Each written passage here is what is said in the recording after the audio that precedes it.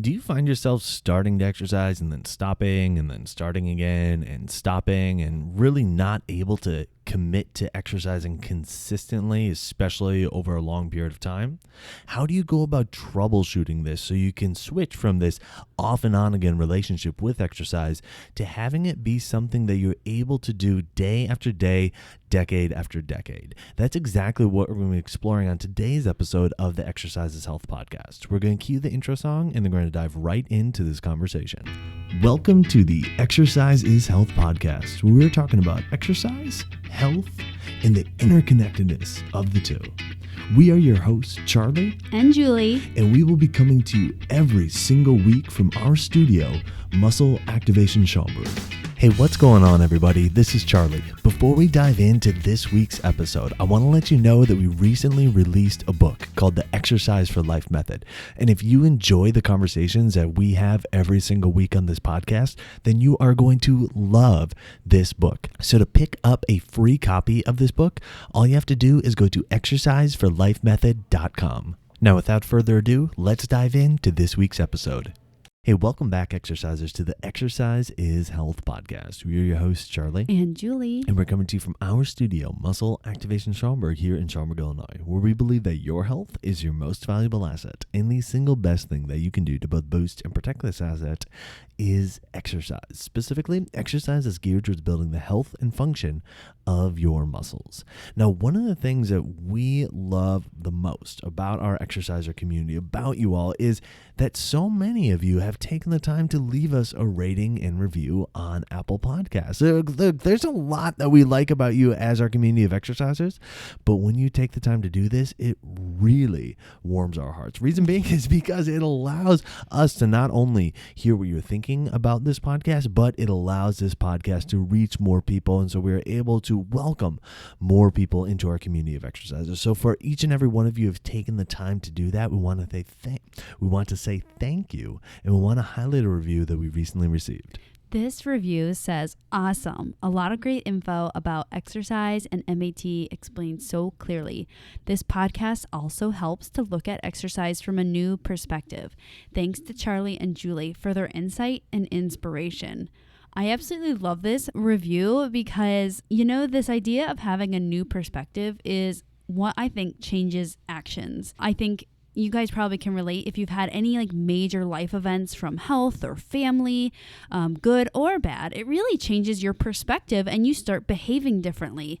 And so I'm so glad that this podcast can help others change their perspective, because it's important that we figure out a way to make exercise work for us. Absolutely. And on that note, in terms of perspective, that's a lot of what we're going to be discussing today on today's episode. Because, Julie, how many times have you met somebody, had a conversation with them talking about exercise, and they'd be like, yeah, I started exercise and then I stopped, and then, I got into the swing of it, and then, this thing happened, so I stopped. And, that's the story that I think a lot of us tell ourselves, or that a lot of us live in, as far as our relationship with exercise, of stopping, starting, and it can be for various reasons, but to me, this is one of the more common experiences that people have with their exercise. I mean, almost everyone that I meet is like that, where it is a struggle to figure out how to be consistent with exercise, because I think we're kind of taught in the fitness world that exercise is a short-term thing, 60 days to 5 years. That's very short-term in terms of our lifespan. And then we accept that and we run with it. And really, we need to change our perspective about this whole exercise thing to being actually a lifelong experience. But that can be kind of daunting and no one talks about it. So that's why we're talking about it today. And I think that we will be able to help you really gain some new perspectives on this so that it's not so daunting, so that you can know that it is achievable, and you can know in the now, in the today, in your workout that you're going to do when you finish listening to this, or that you're doing right now, or that you're going to do tomorrow, that you're using the right mindset and perspective to keep this exercise thing going as long as you possibly can. Absolutely. And I think one of the traps that a lot of us fall into is this idea of setting goals. And you might think, well, wait a second, what do you mean? Like, when I have my goals, I'm motivated. And that's what, keeps me coming back to my workouts day after day. And exactly, that's kind of the point, right? Is that when you have your short-term goals, look, if you hit your goal, that's great. But then the problem is you've hit your goal. And it's like, okay, well, then what's the next step? And if you don't hit your goal, well, then that's also a problem as well, because what ends up happening is people get frustrated. People are like, oh, why am I not hitting my goal? This thing must not be working for me. And so they stop, right? So it's this total catch-22 of having short-term goals where if you hit your goal, well, then you don't have that thing that keeps you coming back, so you stop. And if you don't hit your goal, well, you continue to get frustrated about not hitting your goal. And so you ultimately stop, deciding that it's just, not for you, or, it's unattainable or whatever. So while there can be benefit to, having goals and, trying to achieve those goals and constantly working towards something, the reality is what we see with most people when it comes to their exercise goals, and especially their short-term exercise goals, is it ends up being way more of a hindrance than something that's actually propelling them forward. Now, don't get me wrong, like initially when you set that goal, there's going to be that time frame of where you feel motivated and you feel excited about it. But when you're, chipping away at the same goal, week 3, month 3, year 3, and you feel like you're still not there, I mean, most people stop way before that. And that's why we see such a large drop off with people and their New Year's resolutions, right? Like we get maybe 6 weeks max out of those before those just aren't enough to sustain us to keep coming back. So having our short-term goals be the thing that we keep coming back to, like the reason why we keep coming back to exercise, honestly, it's building a house of cards for, our health and our body overall. So we need something more solid than that. And that really is kind of reframing how we view exercise and getting away from this idea of needing these short-term goals to hit and starting to see it as a lifelong process. Charlie, I was just thinking of this analogy that is not in our notes. So, but as you're talking, I was just thinking how congruent this is. And I think a lot of people can relate. So a lot of us that listen, you might work for a company that pays you money. That's why you work there. Or maybe you're self-employed and you have these like milestones that you want to get to. I remember for Charlie and I, it was like, okay, let's open a studio. Like, check. Okay, let's make the studio bigger. Okay, check. Let's start a podcast. Okay, check. Okay, what's the next thing? Oh, let's get some contractors. Let's get trainers in here. Okay, wait, that's not happening. So we have this list of things that we wanted to do, right? And, we check them off. Or maybe you're in, like, you work for a company and you're like, okay, now I'm an associate and now I want to get to a management level. And then I want to get to this director level. And then I want to get to this level. When we step back from that, we can look at like these physical milestones that are like really cool to achieve and they feel good. But what I think really matters is when you realize that it's not always about the external like milestones that you get to, but sometimes it's more about the internal milestones that you get to. So let me give you an example of this. So Charlie and I came across this point where we thought, oh, we're going to have like millions of contractors that just work at MAS and they're going to be training here. We're just going to have a packed studio. And when we came to seeing that goal wasn't going to come to fruition, we really had to step back and grow ourselves instead. Like, what was the idea behind wanting to have those, 10 contractors, 20 contractors? It was this idea of spreading our message, helping more people. It was this idea of growing our impact in the community and helping people benefit from exercise. That was like the feeling we wanted. And we thought that externally that meant we had to have 20 contractors. So when that wasn't happening, we could have taken that as like a complete blow. Like, oh my gosh, we have to go back to square one. I don't, maybe take a break from business altogether.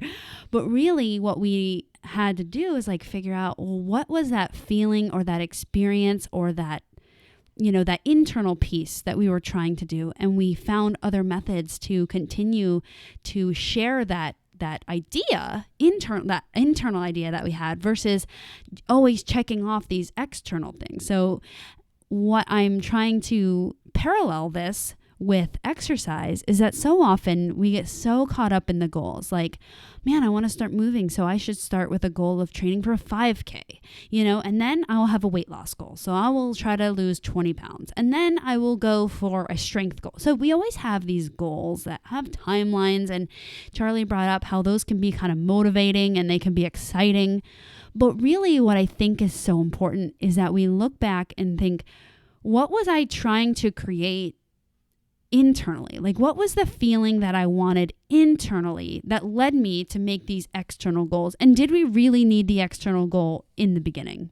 I really like that. Really like that point, because you're right, Julie. It's like that internal feeling that, we may feel day one of those short-term goals.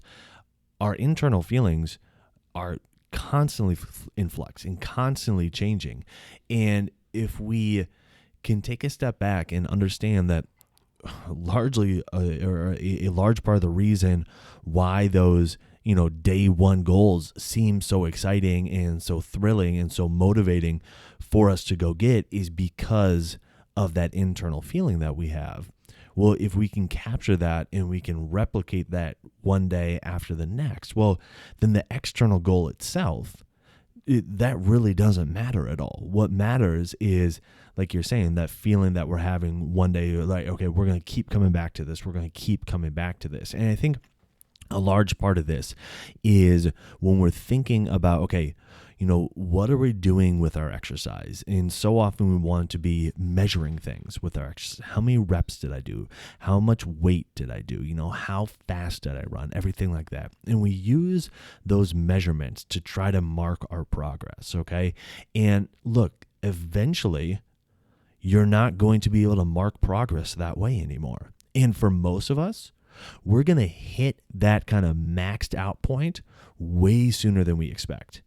And so what most end up doing is once we hit that maxed out point, then we're like, okay, well, I guess I'm not going any farther with this. So then we just stop. And when we stop, then we regress a whole bunch.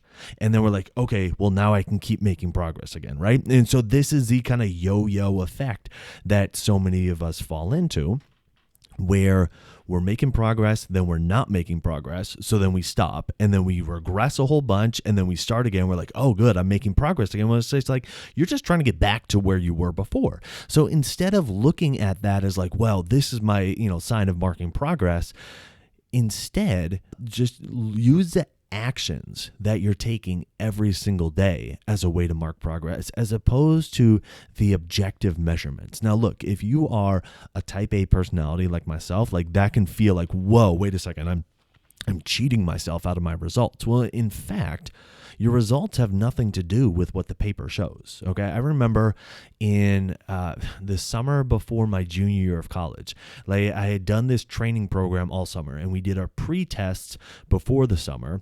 And then as the end of the summer approached, I had to decide whether or not I was going to, do a few more workouts or if I was going to let my body rest and then go and do the post-test. Okay. And then, be able to see, okay, well, this is how much higher I'm jumping now. This is how much faster I'm running, everything like that, right? So that was the decision I had to make. I thought, well, why the heck, I have a week left before I have to, travel to go back to school. Why am I taking those days off just to be able to show that, okay, well, now I'm jumping, 6 inches higher than it was at the beginning of the year? And I remember somebody I was working with, he said, well, you should take those days off because then we can retest you and you can see your results. In my response, I said, well, I have those results either way. Like I have those results, right? Like my body has the ability to run as fast as it can, to jump as high as it can, regardless of whether or not it's marked down on paper and whether or not I can see that. So why am I wasting an opportunity to continue to train and to continue to progress myself by taking the actions because I want to show on paper, well, objectively, I'm jumping 6 inches higher now or whatever it is, right? And so often I think we miss that point because we're like, well, if I'm not doing more reps by the end of this program than I was at the beginning, then, the last however many weeks of the program, they were just, all for naught. It's like, that is not even close to being the point. And it's also not true. All right, look, if your profession or if your entire purpose for exercising is to be able to do more push-ups, well then, yeah, okay, then that's kind of important. But the vast majority of us, it actually doesn't matter how many push-ups that we do. What matters is that we are continuing to do our push-ups in a way that we can keep coming back to them and keep living our lives how we want to live them. Charlie, I was like so intently listening to that story because I've never heard that story, and I thought it was so good. And it reminds me of a show that we're watching, and they do like a mini combine. Is that how you say it? Combine? Yeah. Anyways, I'm like, what's happening? And it's like these football players that are like showing their skills. They're like performing so that people can watch them perform. And I was thinking in my head, like, oh my goodness, like we never do this in real life. And sometimes in fitness, we try to pretend to do that. Like we have a performance day or whatever. And I'm not saying performance days are bad, but that cannot be the entire goal of your fitness, because we are trying to exercise to improve the health and function of your body, not to get a college scholarship for athletics or not to run a 5K. Or not to do an athletic event. We're doing this to become the human that we want to become. And so we have to shift our mindset from, I'm doing this so that I can finish the program in 90 days. I'm doing this so that I can lose the weight before my wedding, or lose the weight because the doctor said I need to lose weight. But we need to be doing this because it's what the future healthier self would choose to do. Julie, as you were speaking there, something popped in my mind where you say, okay, we're not doing this to run the 5K. And in my head, I finished that with, we're doing this to become the person that can run the 5K, which is exactly what you were alluding to, but just kind of, but putting those two ideas together is, even if you're training to run a 5K, if your idea of, well, the goal that I have is to complete the 5K, that's a very short-term thing, because either you're going to do it or you're not. And at the end of the day, the race is over. So the question is, well, where are you then? Instead of taking the approach of, well, I'm doing, my workouts and my training to become the person that can run my 5K, because then whether or not you're able to do it on, the day that you set out to do it doesn't matter as much, because you're making progress towards becoming that person, and it sets you up for what's next after that, okay? Becoming the person that can run the 5K versus somebody who completes a 5K at, whatever cost or whatever toll it takes on their body. And so just that little switch, it's like, okay, well, what am I wanting to do? What am I currently doing now that I want to keep doing 10 years from now, 20 years from now, 30 years from now? And understanding that your exercise today does not get you there by, every time you work out, increasing by 5 pounds, or, every month that you exercise, increasing your weights on the machines or anything like that, doing more reps. It gets you there by training you to become that person that can continue to do those things. Absolutely, Charlie. I think this point can go from something very physical, right? Like today I'm able to walk, and I'm able to walk when I want and go on my lunch hour and take a walk, and I'm able to lift weights, and I'm able to do these 20 yoga poses, and I want to do them 10 years from now. You can also switch this into a mindset. I think we all have like mental mind blocks of why we don't do what we really want to do, and practicing getting over that flawed thinking or that restrictive thinking or the lack of permission that we're giving ourselves for whatever reason, practicing working through that. And I think that the more that we're practicing it, the stronger a backbone that we have towards it. Because I don't know about you, but if you've ever exercised, you always feel better after. And you're like, dang, I feel so good. When you exercise appropriately for your body. When you exercise appropriately, right? And so I think practicing, advocating for yourself if that's something that you struggle with, or giving yourself permission to give yourself time if that's what you struggle with. So really taking that idea of like, what did I do today, or what am I doing today that I'd like to continue doing 10 years from now, apply that physically and apply that also emotionally and mentally, because I think sometimes our thoughts can really overwhelm us and really restrict us because of, assumptions that we've made of ourselves or restrictive thinking that we have of ourselves. For sure. And along those lines, with your thoughts, so often we focus on, okay, well, what am I getting from doing this one workout? Or what am I getting from doing this program? Like, what am I gaining? And if we're not seeing that we are making the progress, objectively, numerically, getting those gains that we think we should be getting, then we think, okay, well, this isn't working, or I need to stop, or I need to change, or whatever, okay? And so I also want to suggest today that instead of just looking at it as like, okay, well, what am I getting? And if I'm not getting what I think I should be getting, then I should stop altogether. Ask yourself the question, what am I losing by stopping? What am I losing by not continuing to exercise? Even if I feel like what I'm currently doing isn't making me as much progress as I'd like to do, what am I going to be losing by stopping? And so often we forget that side of the conversation. We forget that, okay, well, even if you are not lifting more weight or running faster or doing more reps or, losing weight on the scale, or, however you are trying to mark progress, even if you feel like you're not doing those things as fast as you would like to, that doesn't mean that there aren't benefits happening. And if you pause for a moment and you think, well, what am I going to be losing if I stop doing this? Then all of a sudden you can realize actually how much you are gaining by doing it currently. This is bringing up some thoughts that I'm having about a few client stories, so I want to tell them now. And this has to do with something that takes a lot of people away from exercise. There are so many things that take people away from exercise, but one of them is like physical pain, physical injury.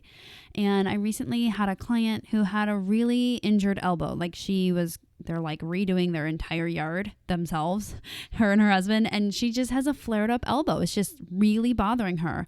And she decided that I'm going to continue to exercise. Well, she asked me, she's like, should I keep coming in? And I was like, of course. There's so many things that we can do to, number one, help your elbow. And number two, the rest of your body's health relies on these weight training sessions that we do together. So I told her definitely come in, and it's amazing how much better she feels after each session. It's amazing how quickly her elbow is healing. Now they're still redoing their yard, so it keeps getting flared up, but it's going to keep getting stronger. The rest of her body metabolically and physically is staying strong, and it's just amazing to see how functional she has stayed through this flare up.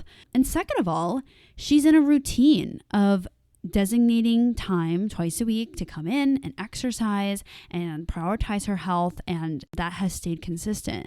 Now, I had a former client who she got a foot injury, and she decided that because she couldn't use her foot and she couldn't run, which she labeled as like the ultimate of all exercises, because she couldn't run, she didn't want to continue to do her sessions. And so what happened is that she never came back. So her foot's fine now. She never came back. But you lose a lot when you're not exercising, not only physically, like obviously she no longer regularly stimulates her muscles and she's not getting the benefits that are so apparent when you exercise regularly, but she lost the prioritizing exercise in her schedule because she stopped.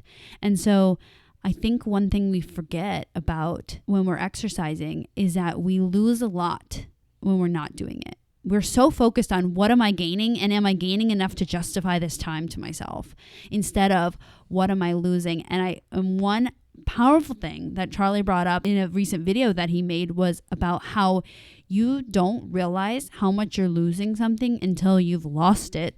And then you have to work to regain it, and hopefully you can regain it. No, absolutely. It's so true. So often when we think about, okay, am I making progress? Am I making progress? We often forget to acknowledge the progress we have made.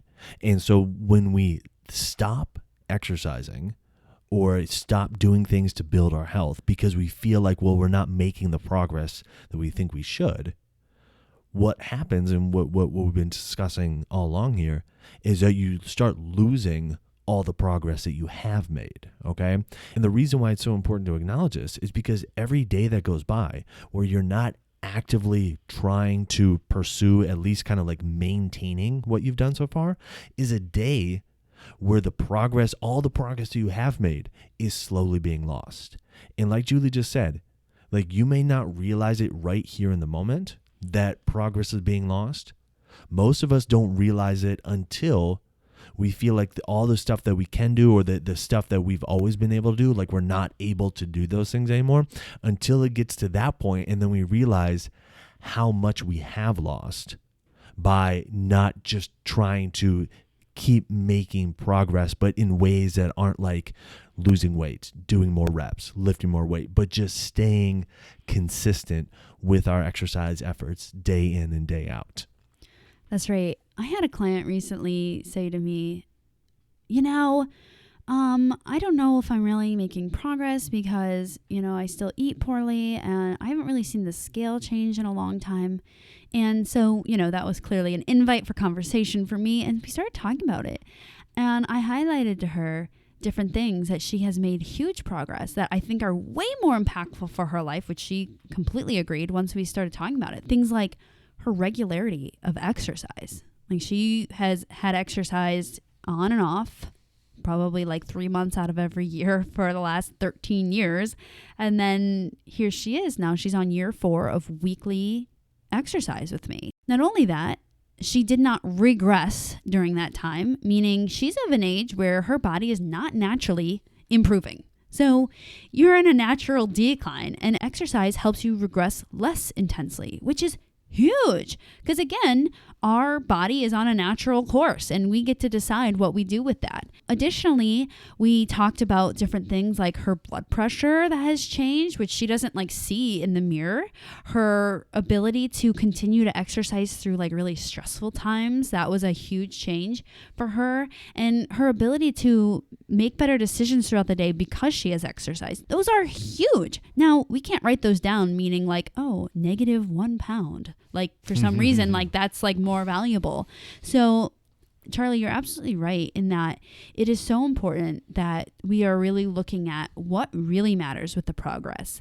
How is exercise really changing my life? Which doesn't happen, just from losing weight. It's about becoming that better, active, more healthy person that we aspire to be. For sure. And so reframing your viewpoints on exercise and how you're making progress and the reasons why for exercising is so incredibly important. The reality is, if you don't do this, then you will forever be caught in this cycle of stopping, starting, just waiting for that next kind of short-term goal to pop up, or, that 5K that you can train for, or, waiting for things to get so bad that you're like, okay, now I need to do something until the point that, all right, I'm comfortable. And then you allow yourself to regress. It's the stopping, starting until eventually you stop once and for all. And like we've said so many times before, you're only able to get the health benefits of exercise if you're exercising in the first place. And you're only able to keep getting those benefits of exercise if you're able to keep exercising. And so even if you feel like right now you're not making the progress that you want to make, and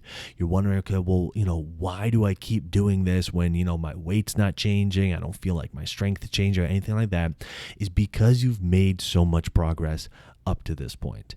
And once you stop exercising, not only do you stop making progress, but you start losing all the progress that you've made, which at the start may not feel like, oh, I'm losing all that much, but eventually what that translates into is all the stuff that you're currently able to do, you're no longer able to do those things, either at all or with as much relative ease or without aches and pains or anything like that, okay?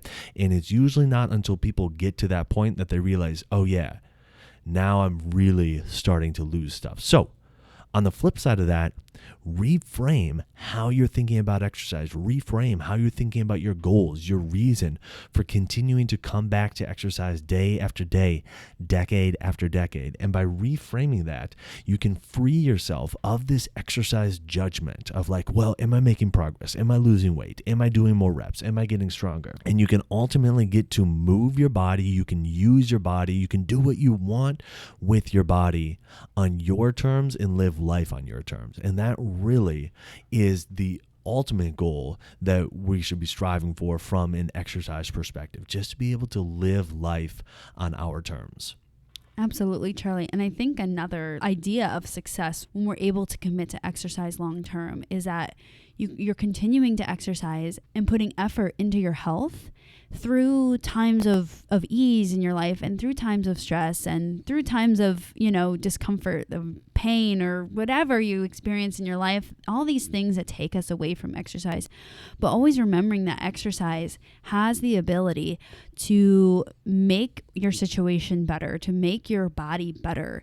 And it's all about how appropriately you're applying your exercise and, using that to just better each day of your physical well-being. Now, if you're wondering how to start to put all this into use as far as like reframing and then, going about and applying it to your workouts, we create a really neat training that's absolutely free that we'd love for you to join us on. It's called the Exercise for Life Secrets Training. And all you have to do to get signed up for this is go to secrets.exerciseforlifemethod.com. There are a bunch of times where we broadcast it during the week, so just find the time that works best for you.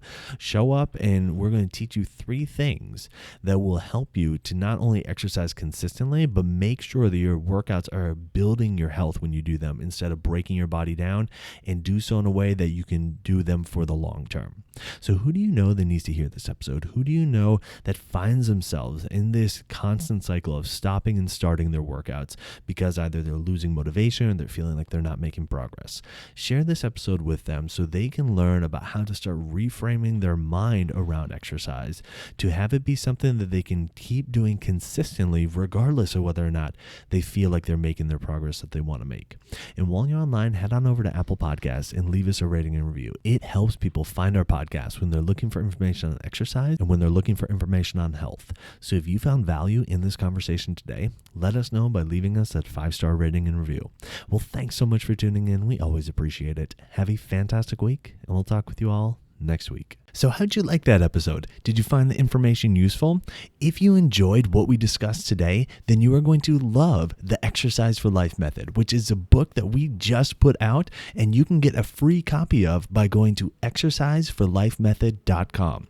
All we ask is that you pay for shipping and handling, so head there now and get your free copy, as well as some exclusive bonuses that you will get instant access to when you get the book. You can learn more and get your copy at exerciseforlifemethod.com.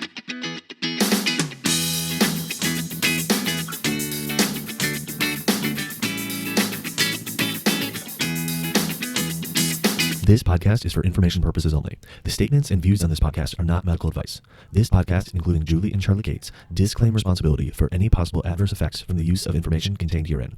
Opinions of guests are their own, and this podcast does not endorse or accept responsibility for statements made by guests. This podcast does not make any representations or warranties about guest qualifications or credibility.